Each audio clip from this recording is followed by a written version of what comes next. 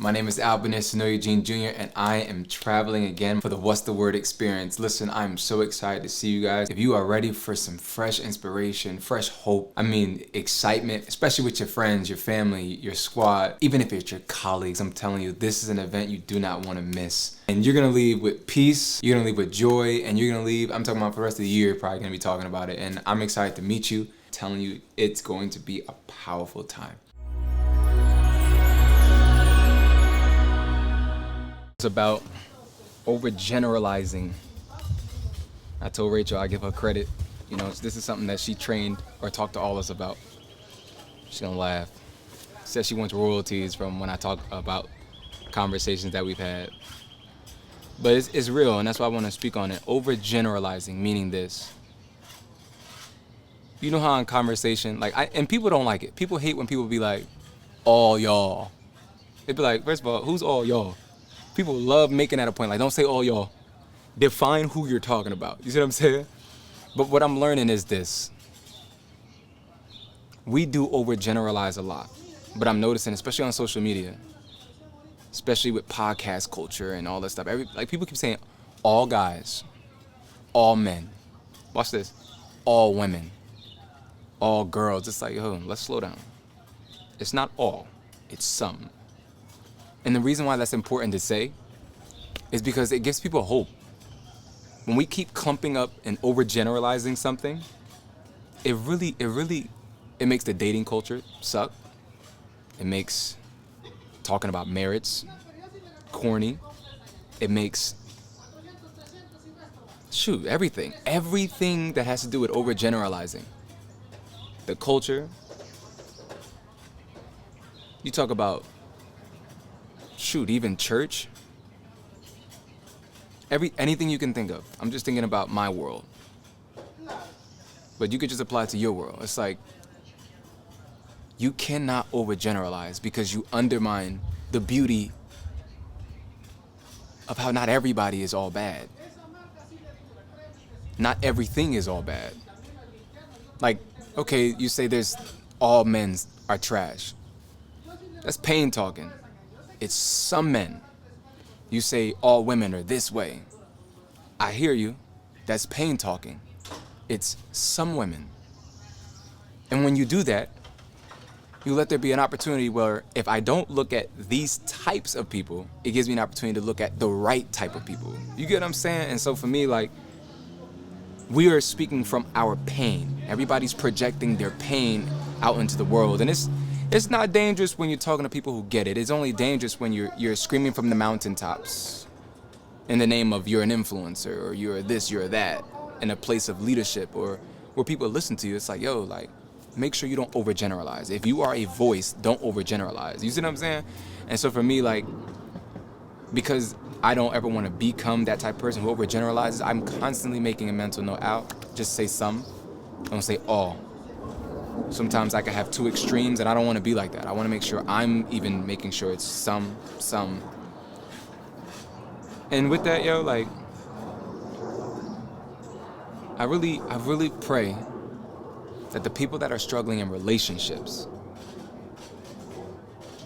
stop overgeneralizing who's bad and then empower themselves to start looking for the right types of people. Like let's say I post a video on my page, right? And I'm talking about relationships.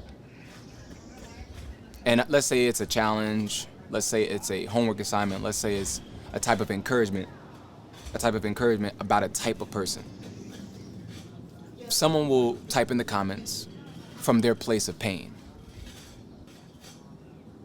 If I say something like, love is safe.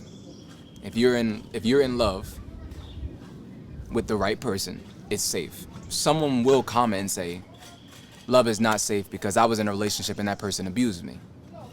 I hear them. I understand where they are coming from. But when you're with the right type of person, you're not going to experience that level of abuse. And you're gonna go through some things in relationships where it's not always gonna feel good. It's not gonna be perfect. But instead of us overgeneralizing, let's start really magnifying these people were not good, but there are great people out there. I just have to find them. And like if people go to places for the character that they're looking for, the people they're looking for, the level of integrity, where are those people? You see what I'm saying? Where are those people? Go there. Hang around there. And I have a video on how when I asked God for friends, I had to position myself to receive that.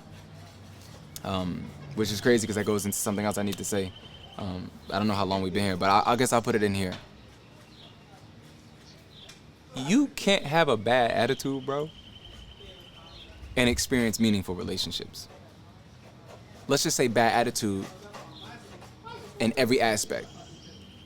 Like, if you want friends, you have to be friendly.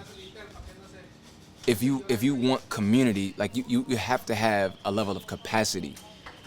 If you want, let's say, good people around you, you have to be someone people want to be around.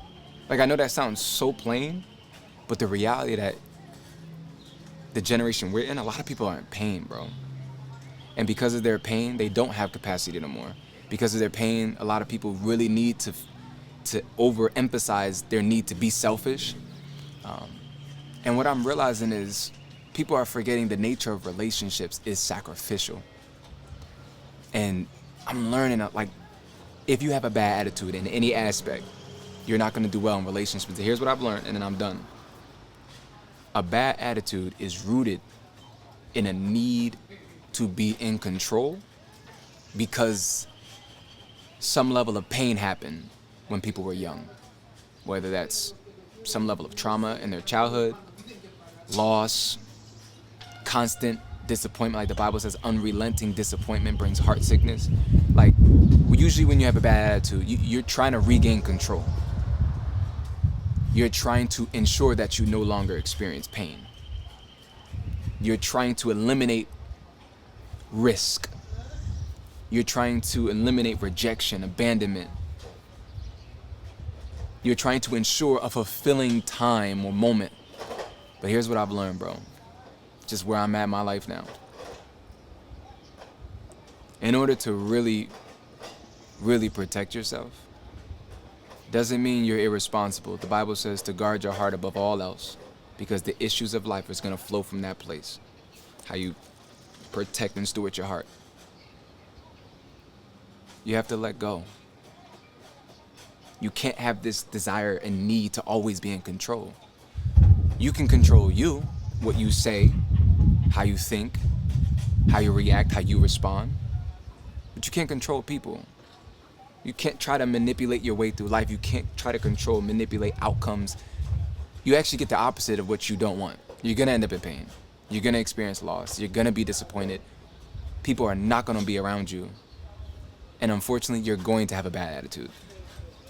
People are going to say, oh my God, look, you're moody again. You're being irritable. You're upset. You're always... It's because something's not going their way. And they think they have to control a situation for it to go their way, and it's actually the opposite. And it's crazy because, again, there are things that you can control. That's what you focus on. But when it's outside of your control, that's where what I've learned, it's time to let go. And they say let go and let God, but the truth is, I've learned I see God the most in the areas that I finally let go and I stopped trying to control it. It's powerful.